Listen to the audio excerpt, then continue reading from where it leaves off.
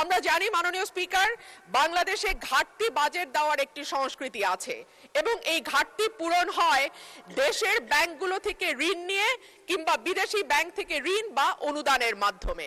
মাননীয় speaker, bank খাত যেখানে অলরেডি খেলাপি ঋণ বা মন্দ ঋণ মোট বিতরণকৃত ঋণের 35% গিয়ে পৌঁছেছে, সেখানে এই ব্যাংকগুলো আর ব্যক্তি খাতে বিনিয়োগের জন্য কোনো ঋণ দেওয়ার অবস্থায় আছে কিনা সেটা একটি বড় প্রশ্ন।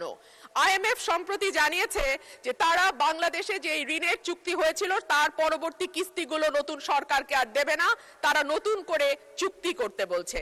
সুতরাং এখন ঋণের দিকে আমাদের তাকাতে হবে চীন বা এরকম কোনো দেশের দিকে। আমরা যখন কোনো ভিন্ন দেশ থেকে ঋণ নেই এডিবি, ওয়ার্ল্ড ব্যাংক বা আইএমএফ এর বাইরে গিয়ে, তখন দেখা যায় সেখানে সুদের হার অনেক বেশি থাকে এবং দ্রুত সময়ের মধ্যে সেটি পরিশোধেরও একটা চাপ থাকে। সো এই সামষ্টিক অর্থনৈতিক চাপের মধ্যে অর্থমন্ত্রী কি করে এই বাজেট বাস্তবায়ন করবেন এবং সম্পূর্ণ বাজেটে যেই টাকা তিনি চেয়েছেন পরিচালন ব্যয়ের জন্য